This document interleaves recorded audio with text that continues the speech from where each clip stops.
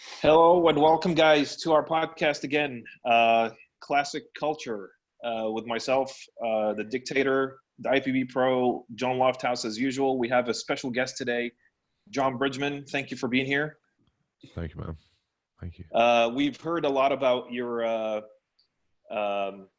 success in bringing some sort of conditioning to the stage, and I'm very, very fascinated by that, actually. I've heard a lot of guys in the gym talk about this guy, doing men's physique, but he keeps getting better and better. And the first question that we have for you is: this men's physique thing gonna go into classic? I swear I didn't even know he was going to ask that first time. Yeah, John literally just asked us off the podcast.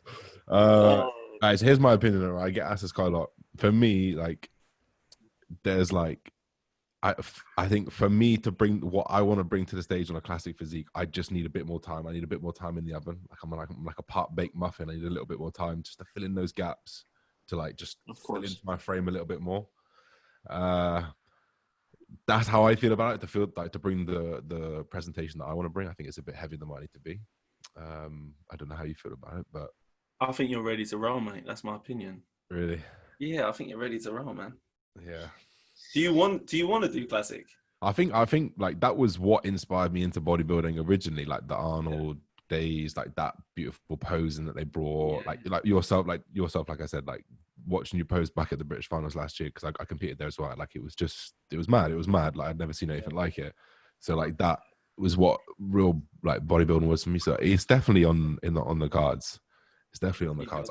But I have got a passion for men's physique as well. Like I do have a passion for it. So you've got a great look for men's physique, to be fair.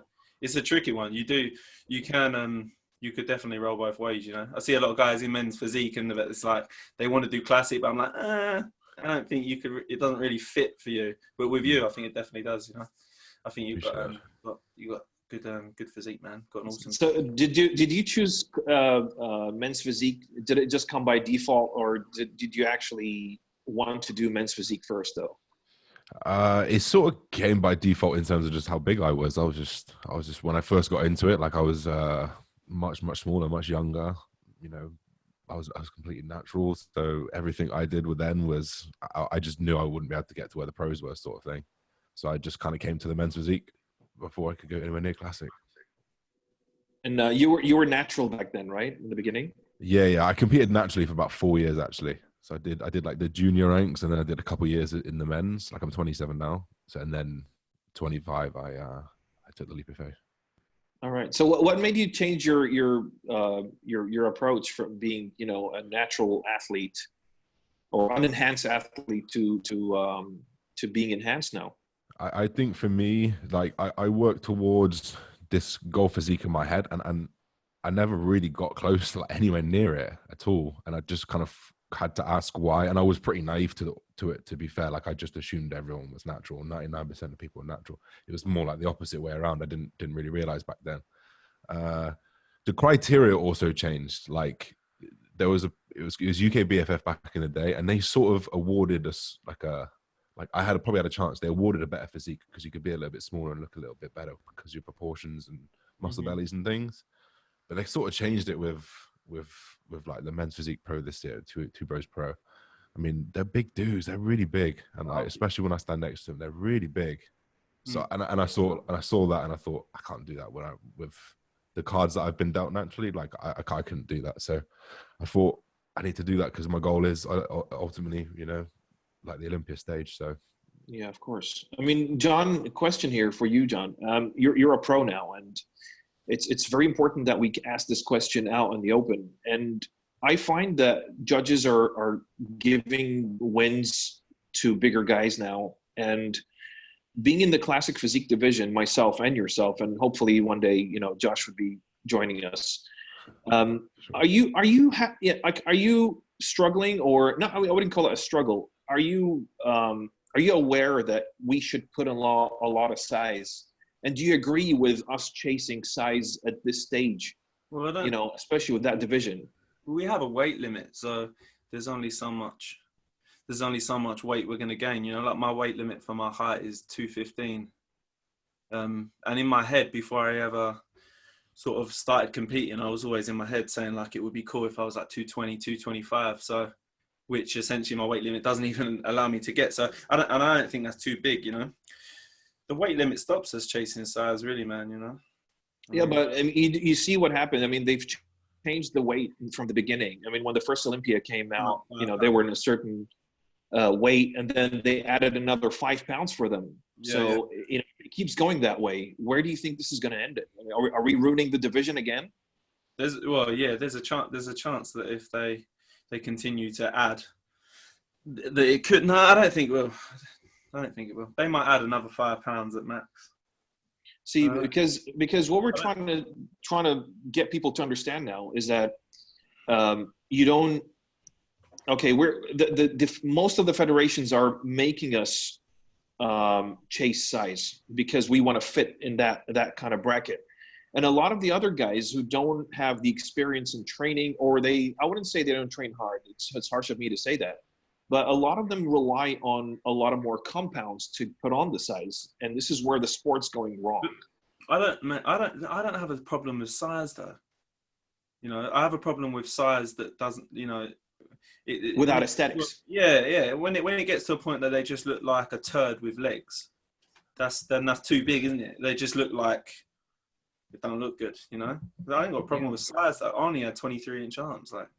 No, absolutely. I mean, the thing is, as we always said, I think Josh, I don't know if you've watched the previous episodes. We always said that classic physique for me and John isn't actually just a division. It's the aesthetics of the physiques that we consider being classic or non-classic, such as Cedric McMillan, you know. Yeah. But here there's a question that came out from other people that I wanted to raise right from the beginning, because it's a very, very interesting subject that we can open here. Is there a mental or physical preparation before you started your first cycle? Yeah, I think it was very drawn out as well. Like it was probably like 6 months, a year of just actually thinking about taking that leap. Like I really did consider it a lot as well. Like I got the help of, you know, so said experts as much as possible in blood work and administering in how to manipulate everything that happens, because I didn't have those tools myself, so I had to outsource them. But yeah, like there was definitely, like, I remember the moment, like I drew that first half mil out, and I sort of just went, this is fucking it then, like let's go then, like, you know, I just put it straight in. I was like, let's fucking go straight to the gym. Yeah. Come on, I can feel it already. Taking your virginity, yeah? Yeah, exactly. It took me about 10 minutes to do my first one. I just stared at it. Literally. But you actually put it in a corner of the room and you just go in like, yeah. I know, I did actually. I just looked at it for about 10 minutes and I was like, I don't know if I could do it. Yeah. I was scared of taking it for ages, man. Same. So what was your first cycle then, Josh? I feel like I came in pretty conservative. I just literally put in 250 milligrams of testosterone. I split that into 2 doses. I had my blood work done before. It like tripled where my testosterone was. And I put on maybe 10 kilos in like 16 weeks. Fantastic. So, yeah. And was that before a show? Like, did you do in the off season, or was that before a show?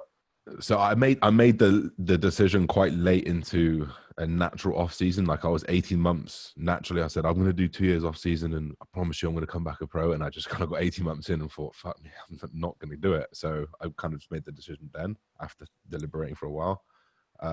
Did that for 6 months. Then I went into a prep after that, because blood work told me I was pretty good. So carried on. What about you, John? What was your first? Identical, man. 250 megs of test, half a mil twice a week.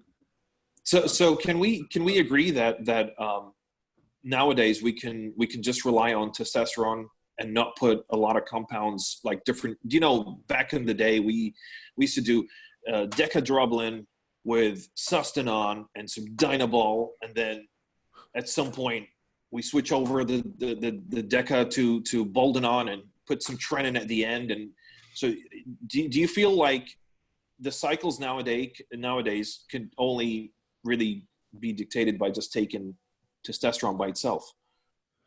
I think a lot will depend where you are, right? Like you can't deny that using some kind of hardeners during a prep they're gonna work. They're gonna work, right? And they do. I think it's gonna depend. Like I think as a base, yeah. I mean, I think people take it out of hand a lot of the time, and they do think that they do layer on layer on layer of things. I think people can make it a lot more simple than it is. I think people are too impatient, and they want to. I think a lot of people will start with them low doses, but they're expecting to see something after 3-4 weeks, and then when they don't, they up the dose, and then they don't see anything, then they add another compound, and then the next time they come to do their next cycle, they start so much higher than where they should. I think a lot of people, it's coming to light more now. You got guys like Josh Bridgman, and you got Tim Sarkis is great for it. It's being a bit more transparent about what they're taking, and that you can get away with a lot more, get away with a lot less, and get a lot more out of it. I think if people are just a little bit more patient with the training and nutrition, they realise that 250 mega test can go a long way. For sure. I think what benefit. Sorry, go on. Sorry. Go ahead. I was just gonna say I think what benefited me a lot in that, like I didn't get that underwhelming feeling from it because I trained so long naturally. I did 8 years naturally, and I competed naturally, and I appreciated how hard it is. Everything was on point for years, and I was making micro progression. So when I got 3 times testosterone, I was killing it, and I didn't care even if the progress was only a couple kilos here and there. I'm like, I wouldn't have even dreamed of this naturally, So that benefited me a lot by holding off on pulling that trigger so early. Yeah, that was the same with me. I didn't start till I was 23.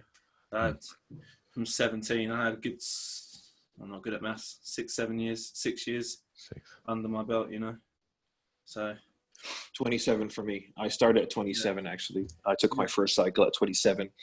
I've been training since I was 13 actually. So I never thought about it. It's a shame that we see kids nowadays, as soon as he gets to the gym, they get advised to take this and that. And it's I find it very, very disturbing to my ears when I hear people talking about it in the gym. Yeah. I think it is phasing out though. I think it's starting to turn. A lot of people, like I just said, people are being transparent on Instagram, and that's helping a lot of people. But it's always going to be about people. Are always going to, be excessive with it. Yeah. See, there's a good question for you, Josh. I mean, what's a typical cycle for a men's physique? I mean, let's talk about it in the open here. Yeah. I think, I guess it depends who the person is and what they're deciding to do, right? But the way that I tend to work things, in combination with a few people that I talk to, I kind of just start really low, and then I'll just build up into an off season. So for example, I'd start something like 250 megs of testosterone, maybe 150 megs of MPP. And I would just layer on that after 2 or 3 weeks. I'd put another 50 in, another 50 in, and I'd wait for progression and just push it up that way. So I'm getting the most out of the least, rather than just slamming it all in, growing fucking shitloads over 8-10 weeks and then being like, oh, I've hit, I can't do anything now, right? So then I'll just keep that progression and help it build me through building blocks. I actually stopped at mid blast because of coronavirus, because I couldn't really train properly. So I just came back down to TRT. I don't actually cycle off at the moment. And John, I know that you're kind of lean the whole year. What do you? Well, you're leaner than most guys getting ready 4 weeks out when you're in your off season. I don't think that's necessarily a genetic thing. I just don't really push my weight up like I know, Josh, you progressively push your weight up, don't you, in the off season, and that's cool. That's what works for you. I'm not like that. I will spend a few months after a show being real moderate with food, real moderate with training. That's just how I don't know. It's just how I do it. For sure. But do you find that starting a cycle when you're a little bit more, I've never seen you flabby, but I'm going to say flabby to anyone out there. When you're a little bit too over, a little bit higher on the body fat percentage, let's say that. Do you find that starting a cycle at that point is useful, or do you think it's there's no point for it? Well, no, it's going to be useful. I mean, it depends how fat you are. I mean, I would never necessarily, I don't like any of my clients or myself to ever get too fat anyway, because we all know you're going to get to a certain point where you're building more fat than muscle, when you're pushing up in weight.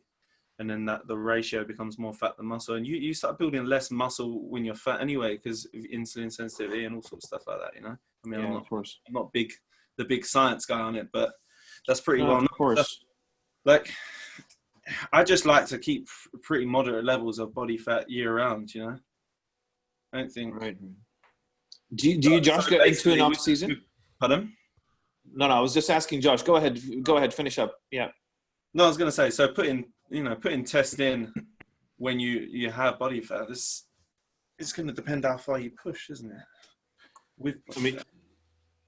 Josh, do you ever get an off season like normal bodybuilders do, or in terms of like an off season where you kind of let go, or do you stay in shape the whole year?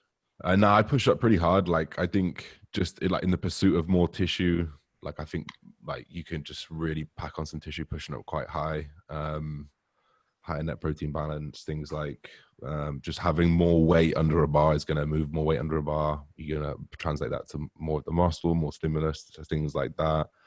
I get really heavy. Like I people would probably say it potentially gets too much, but I'll go like 25 kilos above stage weight. Like I can push up that high. You get it's not too bad, right? But I think just whether my genetic distribution is that I just have it pretty evenly everywhere, right? So like I kind of have abs all the time. I kind of have like a shape year round, but it's just evenly everywhere. Yeah. But like that's like the caveat to that is coming down. Like from a prep, like last year for my prep, I did lose like 24 kilos. It's pretty fucking savage. Like it is pretty savage to lose that. So I think like in hindsight, this time I've just come through like a pretty big mini cut where I took off like 12 kilos. Probably not going to go crazy on the push back up, or at least there'll be a point where we pull back again, so I don't have to lose 25 plus on it. But I do think in the pursuit of tissue, like I've put down some serious tissue in the last however many months I've been pushing for it, and I think it benefited from getting heavier. Yeah, well, yeah.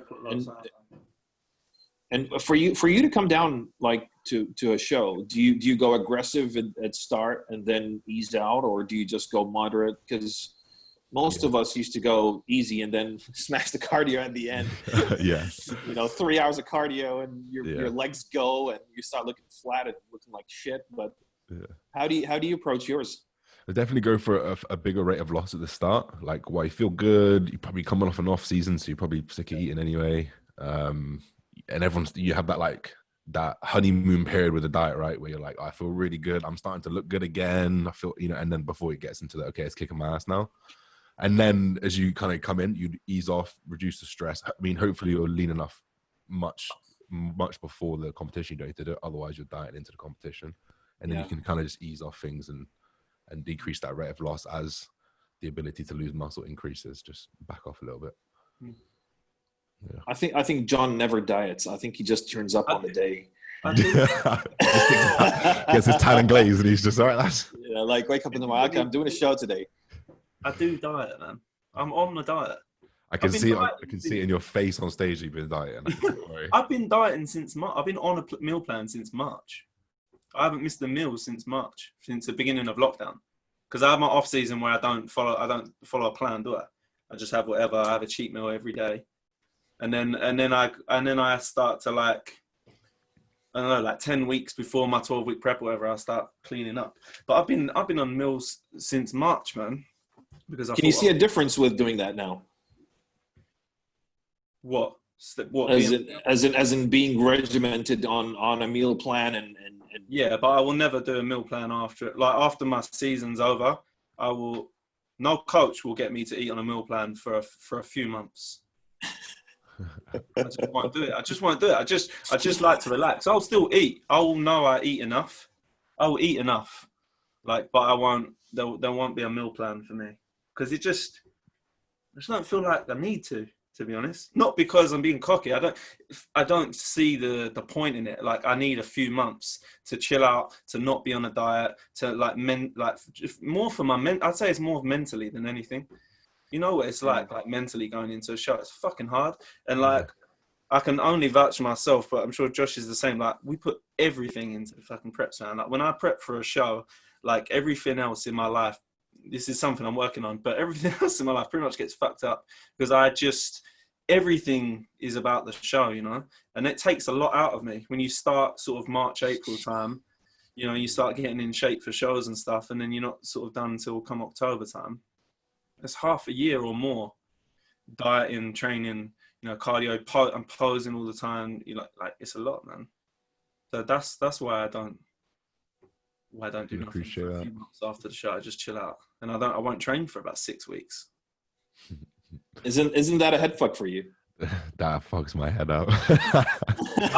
I love it. Hearing that, I'm like, shit, man. You motherfucker. Try it though. Try it. I think you'd have to try it, and then you'd realize it's not. I take a couple weeks. Yeah, I definitely take a couple weeks. I think I don't know. I can't help but see you up there on that stage and think you might be a few leagues ahead of me at the moment, so that's why you can do it. So I've got playing catch up when I get there. Maybe I'll take a chill, you know. But at the moment, are we gonna see a pose down right now? I see a bit of rivalry going on in here. No rivalry. Yeah. Look, rivalry. You know, look, British bodybuilding is great because there's a lot of respect in it, and there's no chat. We say it in England here, there's no chatting shit about things because the stage right there. Get up there and show your ass. The only rivalry I have is with who's the guy who comes second to me at the British finals, the class. You know. The fires on us. Michael. That's it, Michael. What's this? Yeah. Michael Double. Yeah, he said he came out and said, "Oh, I didn't realize shows were only one from the back." I was like, "Motherfucker, I beat you in pretty much every shot, man." I was like, "I'm double bicep, you know, maybe you had me on the arms, but overall flow, it's like condition, I was like everything. I was like, I beat you in pretty much every shot, man." So I'm waiting to get on stage with him again to beat him again. Oh, I better tell him that. I will get him on the show one day. Tell him. So when's the next show for you, Josh? I know that's a stupid question because we don't know what the fuck's going on in the world now. But what's next for you now? I mean, my original plan before Corona was April next year anyway. So I was taking this year out. After competing last year, just to pack on the size that I needed. So April time, do a little qualifier in England, and then I'll go for the pro qualifiers and just hunt that pro card down. Right. And what, I mean, in the off season, you guys, I mean, this is actually a real question here. In the off season for you guys as men's physique, do you guys get on cycles as well as when like bodybuilders do? Yeah, I think so. I just feel like what I always think, like people say like, how do I train like this? How do I train like that? I'm like, we're all bodybuilders. Like we're just different levels of it. You just like, I'm still training to get the most mass I can possibly. So. Yeah. See, because the reason why we're asking these questions, I know it might sound like it's very, very basic. It's because people don't realize that how many questions we have on our inboxes that actually ask those kind of questions, because there's a new generation coming after you, or after all of us, and everyone's asking like, you know, what's a cycle like for a men's physique? What's do I go off season? Do I let go? Do I not let go?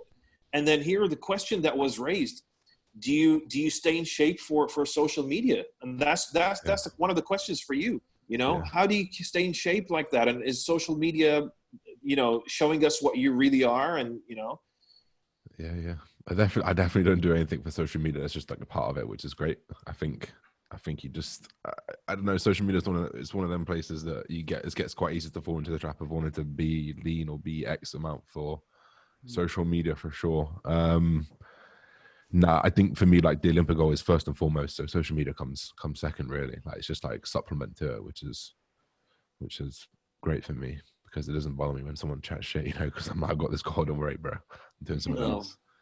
Yeah. I'm not gonna lie. I think I've definitely been what's the word? I've taken pictures before and then be like, oh no. You know, because I'm too fat, and then one posting, you know, not that I've never gotten in shape just for social media though, but I'm definitely. Do you think that's a thing right now, John? I think it depends whether you're a bodybuilder or just a fitness influencer, you know. general fitness influencers, I think they'll probably stay in shape, wouldn't they? We all know a shredded picture gets more likes than a fat picture. But I think for a bodybuilder, that can't be a thing. Do you actually think that those guys actually stay in shape for the whole year? 100%. Yeah. They 100%. do? 100%. Yeah, they must do. I think. I would love to see their kidneys right now. It's staying in shape doesn't mean you're on a cycle, does it? But you got guys like, who's that guy? Like, there's loads of them. Like Matt does fitness on YouTube, you know, big social influencer. He hasn't put any size on in God knows how many years from what I've seen him. Yeah. They just level out their physiques just for social media, don't they? You know, they don't try and push on. There's a difference between a gym, like a social influencer, and a bodybuilder who does social media. Yeah, agreed. And they get confused sometimes. They shouldn't get. They do get confused, because then that's when I get people message me on Instagram like saying, "Oh, have you seen this guy? He's amazing." I'm like, "No, he's not." Yeah. Get him in some trunks. Josh, did you find? Sorry, guys. Josh, did you find that people, like your friends around you, would show you a picture of a guy on social media, and you'd think like, "Oh, he's all right," but in your head you're saying, "I can, smoke him out easily." Yeah, straight away. Definitely. But then you don't want to say it because you feel like you're gonna be able to sound like a dick or something. Yeah. Sometimes if my girlfriend's trying to describe someone, I'm like, "Oh, but is he big? Like, is he big?" I'm like, and she's like, "Yeah." I'm like, "No, but like, is he like my big?" And she's she's like, "No." Like, okay, cool. Don't worry about it. I used to be the opposite, because with my missus, I was like, I was with her since day one, so I grew a lot, and I'm next to her, so she doesn't realize that she thinks I'm the normal size average person. So when there's another person who's training and in good shape, I was like, "So how does he look like?" "Oh, he looks so small." And I see him, I was like, "Sweetheart, he looks huge." But I'm used to your look, so he looks all right, I'm thinking like, shit, man, the guy actually looks good. Right. I've always where you always meet someone's mum, and their son is always a champion bodybuilder or as big as you were. Yeah. Or a guy in the gym will be like, "I used to look like you one day." I'm like, "No, you fucking didn't." Yeah. That is the one.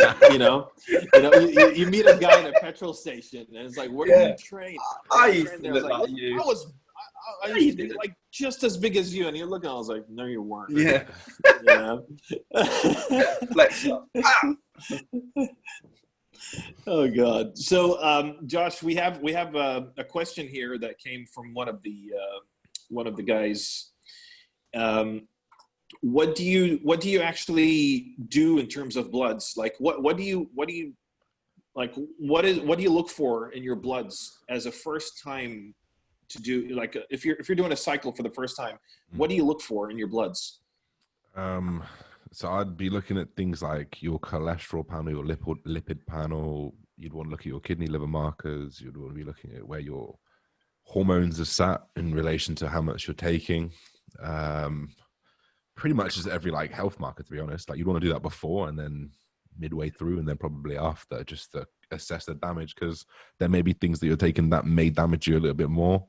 And there may be a reading on there one day where you really think, "I don't want to push it anymore." You might have to pull off, and you're not going to know whether you want to do that unless you have the even for a first cycle. Yeah.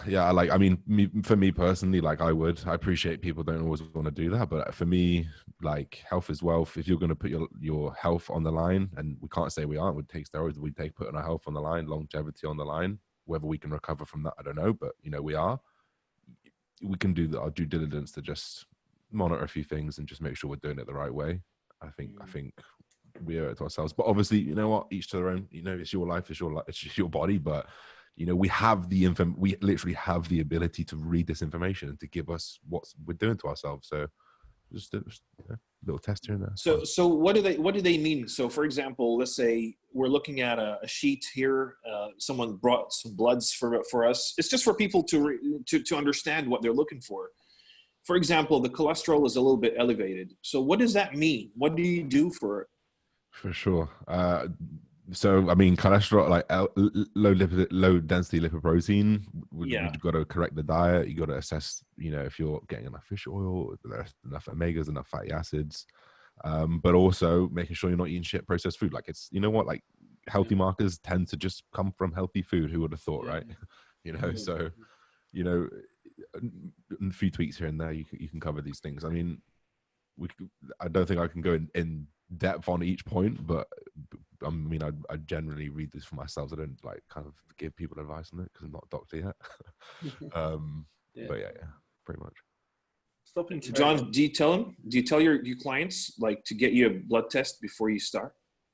Oh yeah, I will tell my clients to get a blood test before I start, but I'll also tell them the same thing as Josh. So I'm not a doctor, and everything's advice, you know. But exactly, yeah. And that's I'll be honest, that's as far as I'll take it as well. I don't like to. I don't go too in depth with drugs and stuff with my clients, you know. Mostly because none of them are big enough to really even be doing it. No, it's understandable. I mean, it's I agree with you 100%. Most people that come, I have lost plenty of clients because they've come to me, and I'll tell them that they're not ready to take a cycle, and then they won't coach with me, you know. And that's it is what it is, you know. And they'll go to another coach and they'll be given something, and that's cool. But I don't think most guys that come to me are really. There's not many guys that look like Josh, you know, before they started, or myself for that matter. And I think you should be striving to I've got a question for you on that, right? So you say people should look like that, right? What did you say about people like Sebum, who clearly at 17 was, you know, like juiced to the balls? Like he probably didn't look like that then. Maybe like he had like you could see the look that he was going to be great, but he didn't look like amazing back when he started gear. No. And then I get those questions in my head sometimes. I'm like he did it. Obviously, not everyone sees the 1 in a million or 1 in whatever it is, but like, what do you think about those people? I think he'd probably obviously a hard question. I think there's no doubt that he would look better if he would have done it naturally for a little bit longer. Maybe he wouldn't be Mr. Olympia now. Maybe he'd be Mr. Olympia when he's 30, but but I'd say he'd look better and healthier. So I think it still stands. I still think you should make the most of your natural potential before you jump on cycle, even though there's a lot of guys out there who aren't, and they're doing well, you know, they're young. Like I beat myself up all the time looking at guys who like Sebum, who are 24, 25, guys like Keon, they're younger than me, they're in the Olympia and they're killing it already, and it does my fucking nothing, because I believe that in another 3 or 4 years I think I could beat them all. But it pisses me off that I'm not there now, but I still stand by that. I feel like I've done it correctly, that I've, you know, got the most out of the least, you know, and that when I get to that point that I am at that level, I'll be healthier. I'll be, you know, I won't be having to push my body as far. I think that's what the classic mentality is about. Like, I don't think, yes, there's always been steroids about, even, you know, the classic era, but I don't think them guys push drugs like we do now. You know, I think they got a lot more out of a lot less, and I think that's why their physiques look so quality. And they did, like, their physiques looks quality. It's just a difference, you know. You look at guys like Tom Platz and Samir and a lot of them guys, they had a quality about their physique, a density. But a lot of them were older, you know. They weren't fucking 25 years old. I mean, I know Arnie was that young, but generally, you know, Samir, when he was Mr. O, you know, he ain't 24, is he? Yeah. It takes time to build quality physique. Ed Corney was 40 when they were shooting Pumping Iron, remember? Yeah. That was crazy. Yeah. It's just, it depends, isn't it? Yeah, that's why I asked, man. I'm in the exact same position. I look at some guys, like I'm 27, you know, I think, fuck, like Jerry Wendy. I'm 27. Jeremy Wendy had 3 Olympias by he was 25, I think. Obviously, no physique. It's just, mate, them guys are genetically blessed. And he's only little, isn't he? Yeah, he's a short guy. They get big quick, so it don't count. Yeah, fuck him. Who's that again? Sorry, who's that? Jeremy Wendy. Oh, yeah. Not a big fan. Sorry. Yeah, me either. I like his physique. That's about it. Yeah. He's gifted, but he's petite. He's very petite. Yeah, I think some guys are very genetically blessed. You got guys like Ronnie and Kai, like loads of guys. You can see pictures of back when they were natural, and they were just fucking jacked. Yeah. You know? Well, people say that about you, though. Me? Yeah, they say you're the genetically blessed. Nah. That's what I would say. Yeah, say. but That's what I would say. people do say that about me. I don't think I am. Because I I don't think You, you are. but it's because you know the work you put in. So it's a lot of work as well. maybe it's a difficult one, isn't it? It's really difficult. I don't think I'm genetically blessed though. I don't have big round muscle bellies. You know, I can show you poses where, you know, like these poses and stuff, and I don't look like some of these guys. I don't have big round muscle bellies like a lot of these guys. You know, got decent quads and decent back, but you know, I look like a marathon runner during prep when I'm trying to get lean. You know, I lose my shoulders, my chest, and everything. Like, I don't know. So if I may ask here, Josh, if you was ever to make a transition here from men's physique to classic, what would the first things that you'd start doing? First thing. I wouldn't do anything different. I'll practice posing. That'd be it.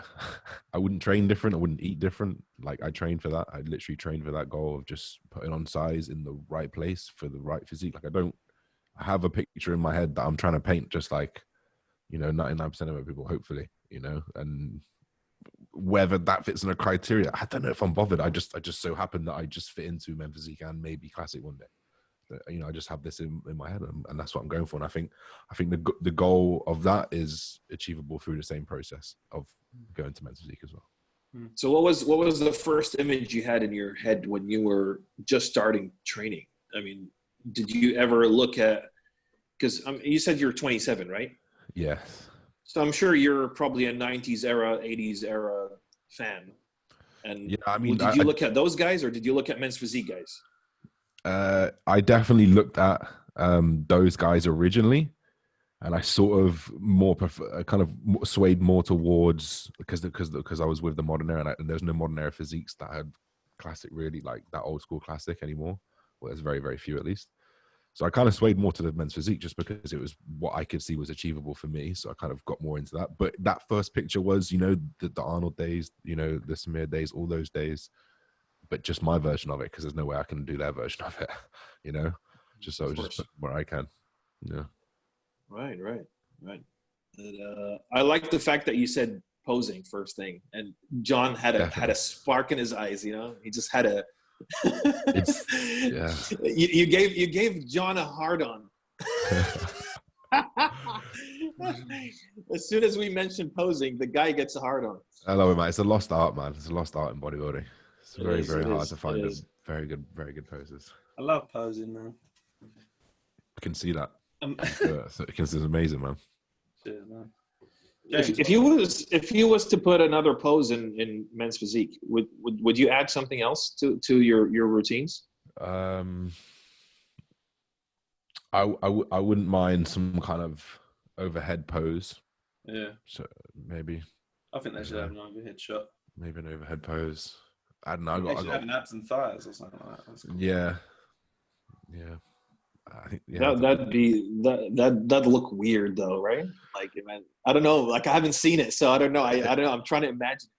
It would be strange. You know, imagine like Jeremy Bondia comes out and hits a front double bicep. You know, I'll be like, fuck off. Yeah. He doesn't look that great in a front double. I've seen it. I've got a question. I've had a question. Someone's just sent to me. I'm going to ask. You have a lot of them because I'm using the phone today, and most of the questions are on the phone. Well, so you can get some questions in for Josh, because I have a couple of questions here that I wanted to ask as well. Okay. So Josh, do you think bodybuilding helped you mentally get through hard times? Yes. Yeah. I mean, yeah, for me, like, it's my temple, it's my palace. It's where you can just kind of zone out and you're in with the weights. I think a lot of people would say that. But I think like something different than that, like the skills that it's taught me of being consistent, you know, looking for micro progressions. And if you don't get a progression today, you don't get a PB today, it can still come later in the week. Like that kind of aspect of bodybuilding, I've been able to carry over into like business and stuff, I think. Like the idea of like, you know what, shit might hit the fan, but you keep going and you're probably going to get over it. That's why I talk about this, one more rep, like mindset, you know, it's like just keep going one more. And that's just what bodybuilders taught me to take into my life, which has been pretty good. Yeah. I'd say the same. I'd say bodybuilding's definitely helped me. I'd say bodybuilding's been a blessing and a curse for me.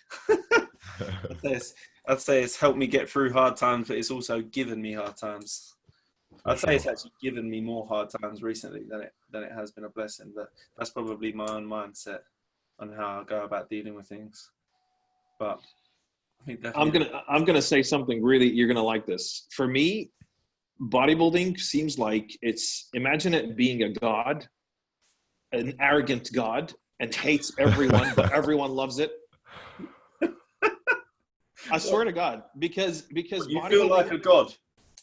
Oh, not me. As in bodybuilding, as in the actual art form or sport or whatever you want to label it down as. I find it like being a god that hates everyone, but everyone loves it.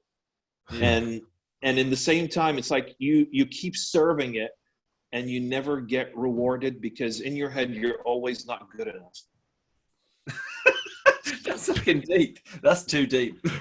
It is. Believe me, because I mean, obviously, I don't know, like a lot of the guys that I know, especially now with the quarantine, they're going through a hard time mentally. Yeah.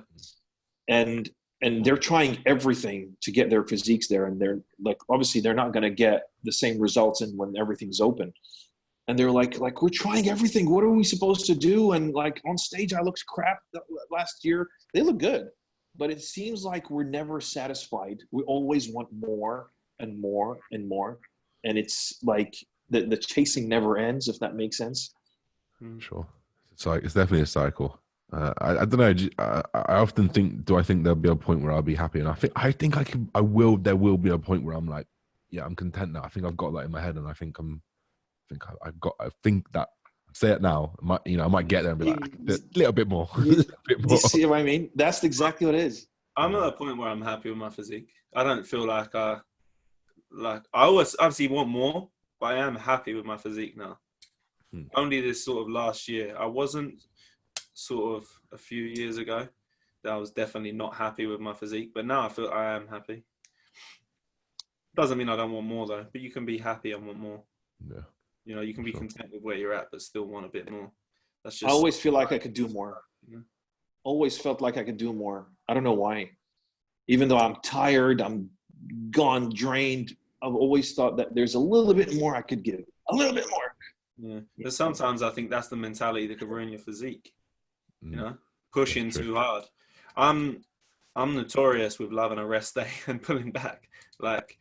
I've been training with my partner, and she was like, man, you barely train. I was like, come on now. But it's just like the intensity of the session. I'm like training 2 days on, 1 day off, 1 day on, 1 day off, you know? So the 1 day on, 1 day off is like, I basically have a rest day before and after every leg day. So it's like, but it's training only ever, maybe 4 times a week max, maybe 5, depending on the split. I think it's more like 4 times a week, but the training intensity is so high, man. I can't do it anymore. Couldn't keep the intensity at that height. Yeah. You know, with training every day. Josh, are you a high intensity guy or? Yeah, I am. I absolutely love it. I do. I think I definitely eyes pop out his head. Yeah, exactly. That's me. I definitely like. There's not a one size fit all, right? People can grow off so many different ways you can grow, right? I grew for years naturally, not having a fucking clue what I was on about. We all did when we started, right? We all grew not knowing what we were on about, but there was something about my personality that clicked with the high intensity training. And I think that's one thing that a lot of bodybuilders tend to have is like that little personality where they want to get aggressive at something, you know, rather than saying, this is a hard set, but I might just stop 3 reps before I can do any more. You know, like I can't get around that mentality, but yeah. You know, some people can. What's your split like with your rest days, isn't it? It's really similar to you.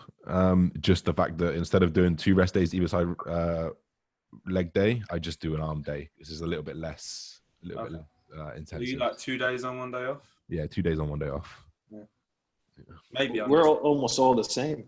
I need to up my game. You have other questions, John? I've got more. I keep getting them sent through. Don't know. What supplements does Josh use to support his body whilst on anabolics? Oof, the You're list is very long. popular. You're like AJ Morris. A fuck ton of questions for you. Loads, man. Like, I couldn't say the individual things, but there's like a heart stack, a liver stack, a kidney snack. There's omegas. I'm taking vitamin C, vitamin D. I'm covering all my micronutrition. Yeah. Standard stuff. Yeah. Support max. Yeah. That's it. All the information's out there. People asking Yeah. boring questions. It might be boring for us because we've been around for a long time, but it's for some newcomers to the sport, it's really important that they realize what they're doing. And the problem is with different podcast guys, if you realize, they talk a lot about advanced stuff and a lot of scientific terminologies that people don't even understand. I mean, I can sit down here and discuss aromatizing, with you guys, and how when to start your cycle when you're a bit leaner and because your body doesn't aromatize and everything. But then if I keep going scientifically, most of the guys that listen to this won't understand the fucking word. Not would I. I always say that because you're from Essex. Not would I. It's a lot of the guys from Men's Physique, Josh, and you've seen that, jump into their first competition because they didn't get the size that they wanted to. So they didn't choose to be in the Men's Physique. They were just told you can do Men's Physique because you fit the criteria. Do you think that's the right thing to do, or do you think it's better to wait if you have a goal in your head?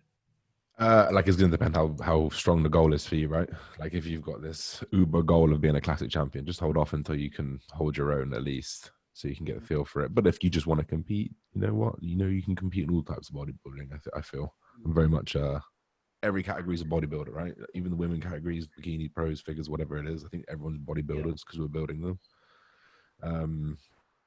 Like it depends on the goal. But more often than not, most people need to hold off anyway because they're just not big enough. Right. I have another question for Josh. Sorry, John. How do you attack your immune system when you're on cycle? Things like, I guess nothing like directly from my immune system, other than all the supplements I use to support my kidneys and liver and heart and stuff. I don't know. What would you use? Healthy diet, man. Yeah, other than a healthy diet. I do healthy lifestyle. Because I don't know, Josh. You knew that. You probably know that I had COVID, and I was hit. He just mentioned it. I was hit badly, and so as soon as I started to feel better, I actually contacted George Farah, actually. And the guy was very, very, he was very courteous, and the guy just emailed me back, and he put me on a very small stack of little things to do during the day to keep my immune system up. Because what people don't realize is that when we were on cycle, especially when you're dieting for a show, your immune system hits rock bottom, and we are probably more exposed to catch COVID at that point, and I did. So I was doing hibiscus tea like 3 times a day, vitamin C about 4 grams a day, obviously twice a day with multivitamins. And I was doing a lot of like curcumin and cumin and things like that too, and ginger, ginger. And there are ginger tablets now. You can take ginger tablets to keep your immune system going. So that I do have a special stack to do, which I just learned it because it was a mistake. I just completely, I got to the end where I looked shredded and I'm feeling fine, like I'm invincible. That's it. No one can touch me. And I did fall ill. Yeah. So from now on, I ain't doing that. So the main thing about keeping your immune system up, like you should be on top of things all year, is just keeping your microbiome healthy. I take like 3 different supplements to help with my like probiotics. Probiotic enriched foods. Kefir. I'm taking kefir. sauerkraut, kimchi. They're really good foods that promote healthy gut bacteria, healthy gut flora. I know a lot of people take like probiotic tablets and stuff, but the difficulty with them is that there's only certain strains. They might have like 14 strains of probiotics in a tablet or something like that, but there's thousands and thousands of probiotics in your gut, and that doesn't necessarily help. So generally using foods that help promote, I think they're called prebiotics, foods that help promote the growth of probiotics in your gut, So foods like kimchi, kefir, and sauerkraut, loads of foods. You can get a list of them, prebiotics that help with the promotion of healthy gut, and then that's ultimately what's going to help your immune system. Fantastic. It's very. We've covered quite a bit in terms of gear and all that. Obviously, we didn't go in depth because it's a taboo subject, I guess, and we didn't want to go into too much depth and promote to everyone, what to do and because at the end of the day, I think personally, I'm still learning. So whoever asks me about a cycle, I'll be like, I don't know, if you want to do a cycle, I can just direct you to the right person, or I could help. If you're my client and you're an athlete, that's one thing. But if a person comes from the outside and shows me his cycle, I'd be like, I don't know. It's crazy. I usually say that's fucking crazy. Why are you taking that much? Because that's normally what they present to me. Yeah, that's true. We're not ending the podcast there. I want to talk about arms. Yeah. Because we've spoken about arm days with every person we've had on. We have to. Everyone's doing them now. Yeah. We have to continue on because I want the arm day back. Yeah. The arm epidemic. So Josh, what do you do for your arms? How many times a week do you train? I do them. It'd be 2 to 3 times a week, depending on how the rotation falls. With an entire arm day on it, yeah. How long is it? How long have you had an arm day included? Oh, it's because I know you do push pull legs, don't you? Yeah, it's been like 10 weeks. You got it from me. You see what I mean? I was just about to say. So you're probably one of the old push pull guys. Yeah. Literally been 10 weeks. That's it. I have nothing against push pull legs. I just like to see what someone doing push pull legs, what their opinion is on arm day, or if they've done an arm day, or I think don't get me wrong. You can nail it on a push or pull day. You can hit your biceps and triceps enough, but more often than not, you probably can't. Like, you're not saying you can't, but like most people can't, because it's just, the amount of volume that you're tagging on is going to be like a few sets in there, because you should have absolutely smashed it beforehand if you're doing a pull, if you're doing it properly. That's what I've always shot. I haven't done much push pull legs. I've done it once for a little bit, but I just struggled with feeling like after I'd done like on a push session, for example, like it was just a lot in one session for me, and I didn't feel like I could put the focus on triceps like at the end as much, Yeah. Now that I'm doing arms, that's how I feel. Like, I feel like I've not been training my arms for the last 2 years. It just feels better, I think, on arm day.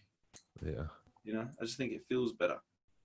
But AJ came on, didn't he, and said he felt like an arm day was more beneficial to him. Yeah, I agree. Legs. I think maybe push pull legs arms is the perfect split. At the moment, I do push pull rest, arms legs rest. Yeah, maybe that's the perfect split. Yeah, that could be it. Message me for the new training program. Yeah. Plug, shameless. Maybe Josh, he's going to charge you. He's going to charge you. You better be careful. Huh? Yeah, Lofthouse 10 for discount. Yeah. Give him a code, man. Give him a code. Yeah, exactly. But in terms of training arms, Josh, especially, I mean, I don't want to keep going back to you're a men's physique. Let's talk about bodybuilding in general.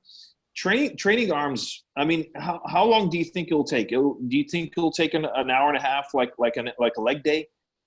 How do you do it yourself? Like, yeah, I mean, having doing a deadlift the day before or something like that, and then coming to train your bicep and your forearms are fucked.